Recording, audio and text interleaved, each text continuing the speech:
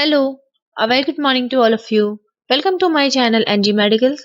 So, today we are going to see a topic of the genetic that is cell cycle. तो as we all know that कि our body is made up of these cells. हमारी पूरी body cells से मिलके बनी है. So cells बहुत सारे cells मिलके हमारे टिश्यूज बना रहे हैं एंड फिर ऑर्गन्स बना रहे हैं और हमारी पूरी बॉडी बना रहे हैं. तो सिंपल सी चीज है, टिश्यूज क्या हैं? हम जानते हैं कि group of cells are known as tissues. ठीक है, तो सिंपल सी चीज है कि सेल कहीं ना कहीं डिवाइड हुए होंगे जिससे हमारे टिश्यूज बने और टिश्यूज से हमारे ऑर्गन बने. तो जो सेल के डिवाइड होने की प्रोसेस है उसको ही हम सेल साइकिल बोलते हैं. ओके, चलिए देख लेते हैं. तो सेल साइकिल क्या है? सेल साइकिल मैंने जैसे आपको बता दिया कि वो एक तरह का प्रोसेस है जिसमें क्या हो रहा है, हमारी बॉडी के जो सेल्स हैं वो डिवाइड हो रहे हैं और उनका रेगुलेशन हो रहा है. लाइक डिवाइड हो रहे हैं तो वो स्टेप बाय स्टेप हो रहे हैं, एक सीरीज में हो रहे हैं. ठीक है, तो ये भी हम कह सकते हैं कि it is a series of the event in which the cells undergoes to divide. है ना, डिवाइड करने का जो भी सीरीज है, जो भी इवेंट चल रहा है और प्रोसेस चल रहा है उसको ही हम सेल साइकिल बोल रहे हैं. ओके, तो सेल साइकिल स्टार्ट करने से पहले हमें कुछ इंपॉर्टेंट चीजें पता होनी चाहिए. लाइक कि हमारी जो बॉडी है ना, उसमें mainly 3 types of the tissues हैं. ओके, तो ये 3 तरह के जो टिश्यूज हैं कौन कौन से हमारे?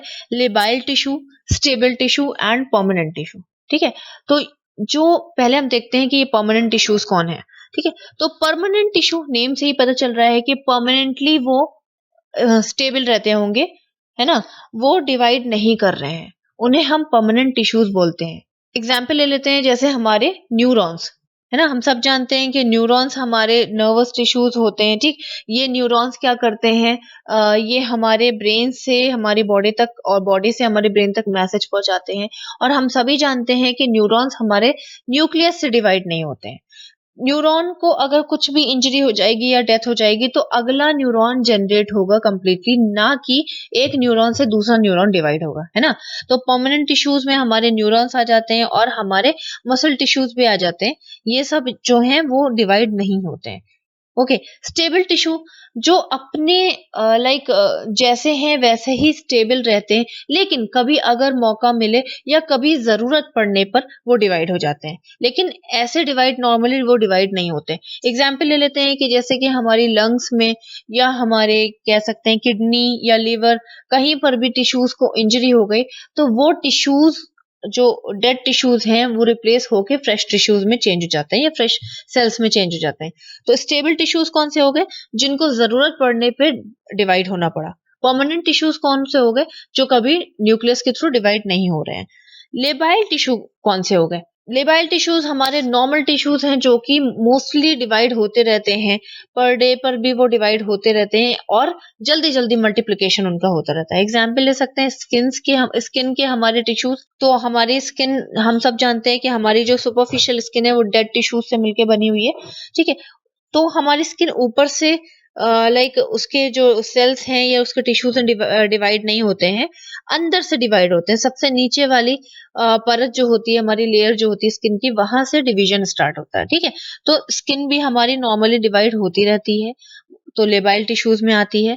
हमारी गैस्ट्रो इंटेस्टाइनल ट्रैक्ट, जो हमारे ये देखिए ये जीआई सिस्टम है, तो इस जीआई सिस्टम के जो इंटरनल टिश्यूज हैं वो भी जल्दी जल्दी अपने आप को डिवाइड करते रहते हैं, जिससे कि वो अंदर का जितना भी फंक्शन है वो प्रॉपरली और फ्रेशली कर सकें. ठीक है, उसी तरह से हमारी जो बोन मैरो है, हम सब जानते हैं कि हमारे बोन के अंदर बोन मैरो होती है जिसमें आरबीसीज, डब्ल्यूबीसीज वगैरह, प्लेटलेट वगैरह सब कुछ हमारे बनते हैं. ठीक है, तो हम सब जानते हैं कि आरबीसीज का जो लाइफ स्पान है वो 120 डेज है. तो 120 दिन तक हमारे आरबीसीज जीवित रहते हैं, जिंदा रहते हैं, उसके बाद उनकी डेथ हो जाती है. तो फिर से नए आरबीसीज बनते हैं. तो ये भी क्या कर रहे हैं? जल्दी जल्दी अपने आप को फॉर्मेशन अपना कर रहे हैं. तो ये सारी चीजें किस में आते हैं? लेबाइल में आते हैं.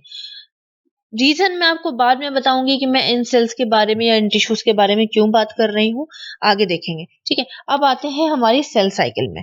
तो सेल साइकिल मैंने आपको पहले ही बता दिया कि वो सीरीज ऑफ द इवेंट है जिसमें जो वो प्रोसेस है जिसमें हमारा सेल डिवीजन हो रहा है.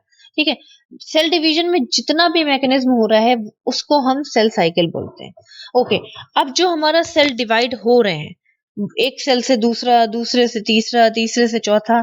सेल डिवाइड जो हमारे हो रहे हैं वो with the help of the two process हो रहे हैं। दो प्रोसेस में हमारे सेल डिवाइड हो रहे हैं।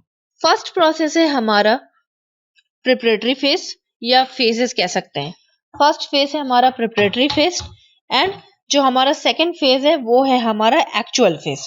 ठीक है, तो जो हमारा प्रिपरेटरी फेज है, सिंपल सी चीज है, प्रिपरेशन मीन्स तैयारी। तो सेल इसमें क्या हो रहा है कि सेल अपने आप को तैयार कर रहे हैं कि डिवाइड हमें होना कैसे है, हमें डिवाइड होना कैसे है। ठीक है, दूसरा जो है हमारा वो है एक्चुअल डिवीजन। एक्चुअल डिवीजन में क्या होता है कि सेल अपने आप को डिवाइड कर लिए, है ना, पहले उन्होंने अपनी तैयारी करी, दूसरे में उन्होंने अपने आप को डिवाइड कर लिया। इस प्रिपरेटरी फेज को हम इंटरफेज भी बोलते हैं और जो हमारा एक्चुअल डिवीजन है उसको हम एम फेज बोलते हैं या माइटोसिस फेज भी बोलते हैं। ठीक है, तो हमारा हमारी जो ह्यूमन बॉडी है उनके जो सेल्स हैं वो सेल डिवीजन कितनी देर में कर लेते हैं, 24 आवर में कर लेते हैं। ओके, जिसमें से पूरा टाइम प्रिपरेटरी फेज लेता है और सिर्फ 1 घंटा हमारा एम फेज लेता है। समझ गए? तो प्रिपरेटरी फेज ने कितना लिया, 24 आवर में से 23 आवर्स तो प्रिपरेशन ने ले लिया और 1 घंटा डिवीजन ने ले लिया। समझ गए आप? ये ऐसा है कि जैसे पूरे साल आप एग्जाम के लिए तैयारी करते हो और फिर उसके बाद 3 घंटे में अपना फाइनल एग्जाम दे देते हो, उसी तरह से पूरा 23 आवर्स प्रिपरेटरी फेज प्रिपरेशन करते हैं, सेल्स प्रिपरेशन करते हैं डिवाइड करने के लिए और 1 घंटे में डिवाइड हो जाते हैं। ठीक है, अब आ जाते हैं प्रिपरेटरी फेज का, हम देखने वाले हैं कि प्रिपरेटरी फेज में कितने डिवीजन है हमारे। तो अभी तक हमने क्या देख लिया, हमने जान लिया कि हमारे पास लेबाइल टिश्यू होते हैं, स्टेबल टिश्यू होते हैं और परमानेंट टिश्यू होते हैं। लेबाइल टिश्यू जो जल्दी जल्दी मल्टीप्लाई हो जाते हैं, स्टेबल टिश्यू जो जरूरत पड़ने पे मल्टीप्लाई होते हैं और परमानेंट टिश्यू जो कभी भी न्यूक्लियस के थ्रू मल्टीप्लाई नहीं होते हैं। ओके, फिर हमने क्या देखा, सेल साइकिल क्या है। तो सेल को डिवाइड करने का जो भी प्रोसेस है उसी को हम सेल साइकिल बोलते हैं। अब सेल साइकिल डिवाइड कैसे हो रहा है वो हमने देख लिया। तो सेल साइकिल 2 प्रोसेस में डिवाइड हो रहा है, एक है हमारा प्रिपरेटरी फेज और दूसरा है हमारा एम फेज। ठीक है, यानी एक्चुअल फेज। ठीक है, तो मैंने आपको बता दिया कि 24 घंटे में हमारा सेल का डिवीजन हो जाता है, जिसमें से 23 घंटा हमारा प्रिपरेटरी फेज ले लेता है और 1 घंटा हमारा एक्चुअल फेज लेता है डिवाइड करने के लिए। ओके, अब आ जाते हैं प्रिपरेटरी फेज के अंदर कि अगर ले रहा है 23 आवर्स तो उस 23 आवर्स में वो क्या कर रहा है, हम वो देखने वाले हैं। ओके, तो इसको देख लीजिए या इसको देख लीजिए, दोनों सेम है। ठीक है, तो हमारा जो प्रिपरेटरी फेज है, this is also known as the interphase, हम इसे इंटरफेज भी बोलते हैं। ये इंटरफेस फर्दर 3 पार्ट में डिवाइड है। ठीक है, ये 3 फेज में फर्दर डिवाइड है, G1, S and G2 phase. ठीक है, तो G1, G का मतलब है गैप। ओके, तो अगर आपको लर्न नहीं होगा तो आप ये डायग्राम लर्न कर लो। आपने एक सर्किल बनाया, उसमें आपने एक पतली सी जो एरिया है उसको एम फेज डाल दिया। ठीक है, उसके बाद एक गैप डाल दिया, है ना, एम फेज के बाद एक गैप, फिर एस फेज, फिर दूसरा गैप। समझ गए? G1 मतलब गैप 1, फिर एस फेज, फिर G2 गैप 2। हो गया आपका डायग्राम? ठीक है, ओके, तो पहले हम G1 डिस्कस करने वाले हैं। तो G1 जो है हमारा, मैंने आपको बता दिया कि प्रिपरेटरी फेज को मतलब के पास G1 S और G2 होता है, composed of the G1 S and G2। ठीक है, तो G1 फेज क्या कर रहा है, पहले तो हम सभी जानते हैं कि सेल्स को जितना भी अपने आप को डिवाइड करना है या कुछ भी करना है, उसके लिए उसे प्रोटीन की बहुत नीड है। जैसा कि आप एक्सरसाइज करने के बाद प्रोटीन लेते हो, प्रोटीन शेक्स लेते हो, वैसे ही सेल्स को एक्सरसाइज करना है ना, डिवाइड करना है, तो उसकी भी एक्सरसाइज हो गई।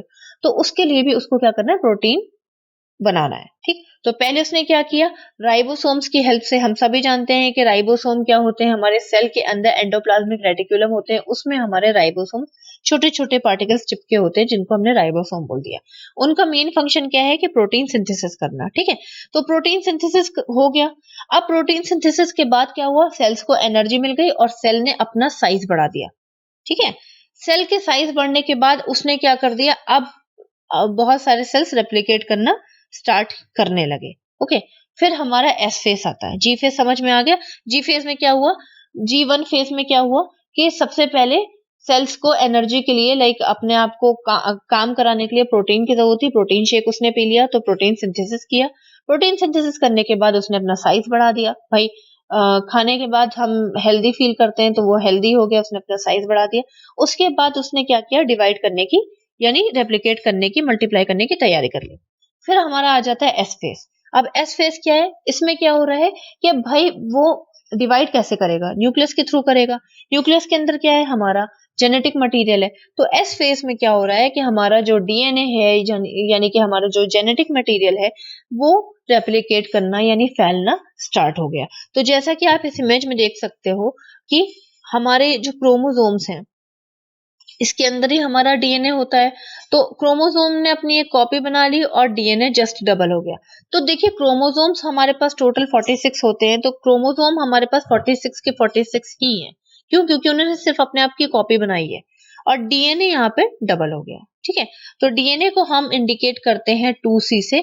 अब ये 2C यानी कि सिंगल क्रोमोसोम में था, अब ये डीएनए जो है डबल हो गया, तो इसका मतलब ये कितना हो गया, 4C हो गया। ओके, वैसे उसकी कोई नीड नहीं थी, मैंने आपको बता दिया। तो एस फेज में क्या हो रहा है कि जेनेटिक मटेरियल ने अपने आप को रेप्लिकेट किया। नाउ हमारे पास आता है G2 फेज।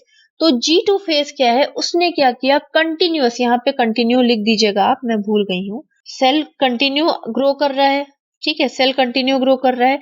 तो उसने किया भी क्या, उसने कंटिन्यू प्रोटीन सिंथेसिस किया, ठीक है, और माइटोकॉन्ड्रिया को भी रेप्लिकेट किया क्योंकि उसे डबल एनर्जी चाहिए। भाई ज्यादा काम कर रहा है तो ज्यादा एनर्जी चाहिए, और हम सब जानते हैं कि mitochondria is the power house of the cell. उसने क्या किया, माइटोकॉन्ड्रिया को भी डबल कर दिए एंड साइटोप्लास्ट वगैरह भी डबल हो गए। ठीक है, फिर आ जाता है हमारा बहुत इंपॉर्टेंट फेज, G0 फेज। अब आप सोच रहे होंगे मैम ने G0 फेज तो बताया ही नहीं था। तो ठीक है, अभी बता देते हैं। तो G0 फेज क्या है, इसको हम जी नल फेज भी बोलते हैं या जी रेस्टिंग फेज भी बोलते हैं या सिर्फ रेस्टिंग फेज भी बोलते हैं। अब आपको मैं बताती हूँ कि मैंने आपको लेबाइल सेल्स और स्टेबल और परमानेंट सेल्स क्यों बताया। क्योंकि G0 फेज हमारा रेस्टिंग फेज है और इस फेज में वही सेल्स आते हैं जिनको डिवाइड नहीं करना है। समझ गए? सारे सेल्स में ये प्रोसेस हो रहा है, और जब सेल को लगता है कि मुझे डिवाइड नहीं करना है तो वो एम फेज यानी कि मल्टीप्लाई फेज या माइटोसिस फेज में आने से पहले G0 फेज में चला जाता है। इसमें आपको थोड़ा गड़बड़ लग रहा होगा, पीछे वाले उसमें इमेज में दिखा देती हूँ। ये देख लीजिए, G1 के बाद वो कहाँ गया था, एस फेज में गया था, एस फेज से G2 फेज में गया। अब जब सेल को अपने आप को कंप्लीट रेप्लिकेट करने की या कंप्लीट डिवाइड करने की बारी आई, यानी कि एक ये सेल था, इसने अपने माइटोकॉन्ड्रिया भी डबल कर लिए, ठीक है, इसने अपना न्यूक्लियस का जो जेनेटिक मटेरियल है उसको भी डबल कर लिया, सब कुछ इसने डबल कर लिया। अब इसका मौका आया था कि ये अपने आप को दो पार्ट में डिवाइड कर दे, एक इधर और एक इधर। लेकिन हमारे परमानेंट सेल्स क्या कह रहे हैं कि हमें डिवाइड नहीं होना है। हमारे जो स्टेबल सेल्स कह रहे हैं कि हमें अभी डिवाइड नहीं होना है, जब जरूरत पड़ेगी तब हम डिवाइड होंगे। ठीक है, तो इन टाइप्स के सेल्स ने और टिश्यूज ने क्या किया कि वो रेस्ट करने के लिए G0 फेज में चले गए और वहां पे स्टेबल हो गए। ठीक, अब जब उनको डिवाइड करना होगा तो वो एम फेज में आ जाएंगे और डिवाइड हो जाएंगे। क्लियर हुआ? और अगर नहीं करना होगा तो वो G0 फेज में ही पड़े रहेंगे। ठीक है, तो G0 फेज में कौन से सेल्स आते हैं, सेल्स विच आर परमानेंट और stable and can go to the zero stage because they don't want to divide या रेप्लिकेट। क्लियर हुआ? आई थिंक क्लियर हुआ होगा, इतना टफ भी नहीं मैंने बताया है। तो सिंपल सी चीज है कि अगर जिन सेल्स को, यानी एग्जांपल ले लेते हैं, लेबाइल सेल्स को डिवाइड होना है तो वो G2 फेज से एम फेज में चले जाएंगे, और अगर परमानेंट सेल्स हैं और स्टेबल सेल्स हैं जिनको डिवाइड होने का मन नहीं है तो वो G0 फेज में चले जाएंगे यानी रेस्टिंग फेज में चले जाएंगे। ठीक है, ओके। तो हमारा जो प्रिपरेटरी फेज है वो कंप्लीट हो गया। अब हम देखते हैं एक्चुअल फेज यानी M phase. M phase is also known as mitosis phase, right? तो इस माइटोसिस फेज में क्या हो रहा है, it is also further divided into two. जो हमारा एम फेज है वो दो पार्ट में डिवाइड हो रहा है। फर्स्ट हमारा क्या है, कैरियो काइनोसिस ये वाला, सेकंड हमारा साइटोकाइनोसिस।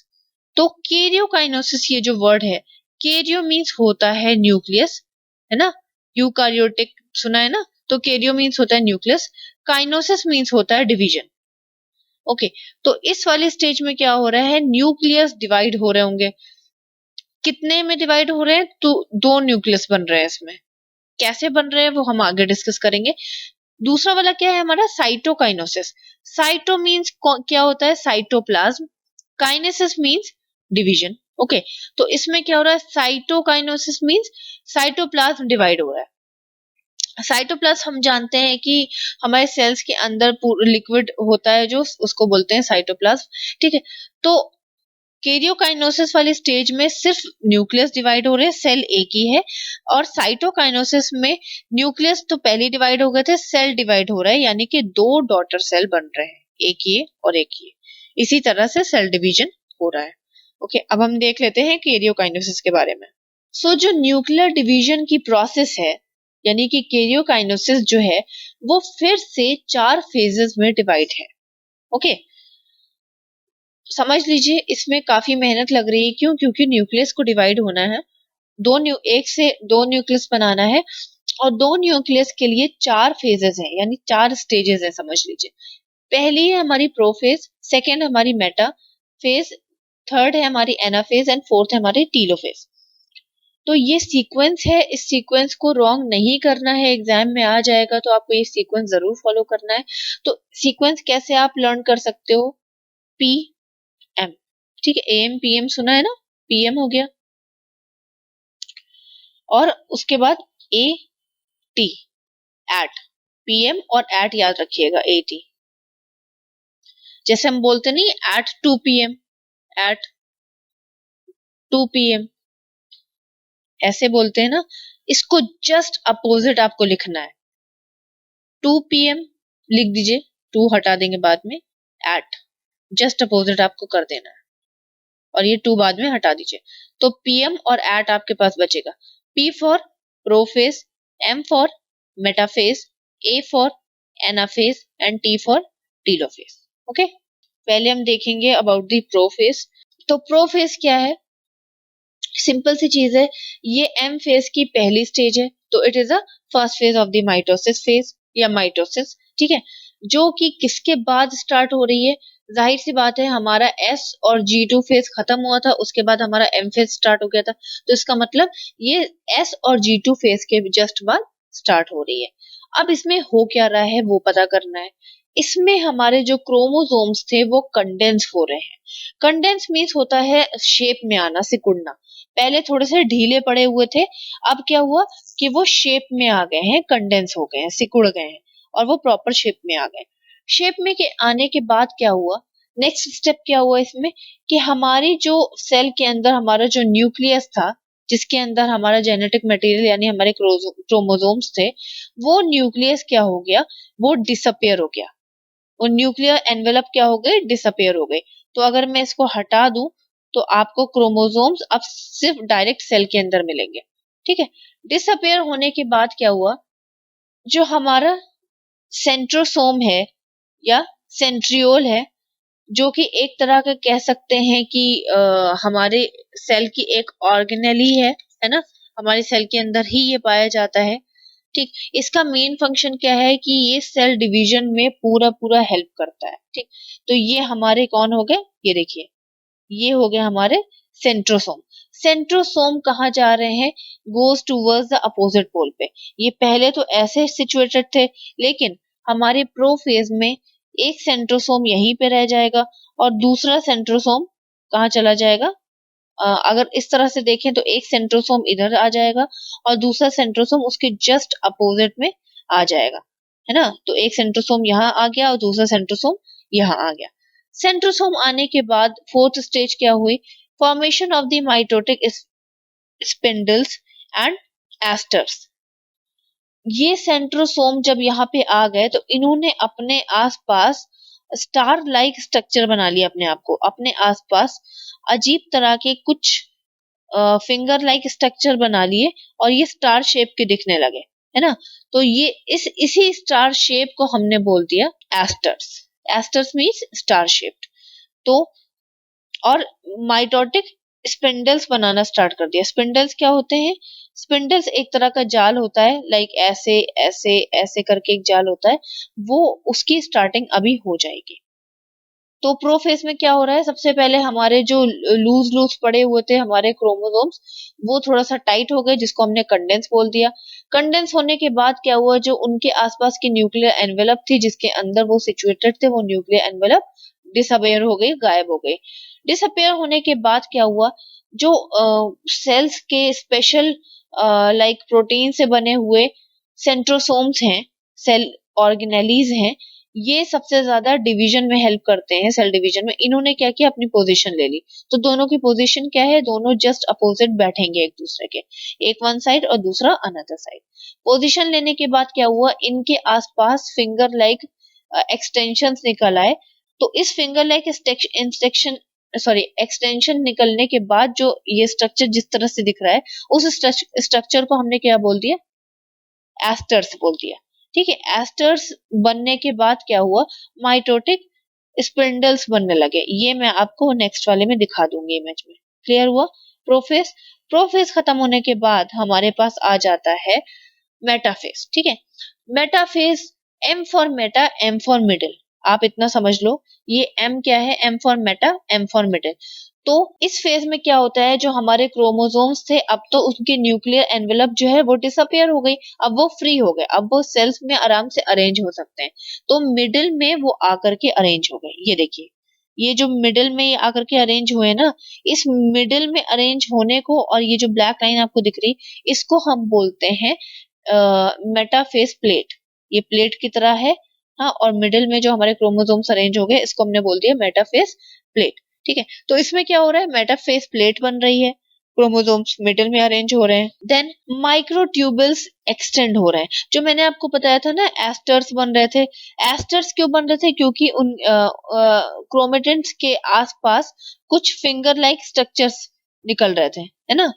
इन फिंगर लाइक स्ट्रक्चर्स का पर्टिकुलर नेम है जिसको हम बोलते हैं माइक्रोट्यूबल्स।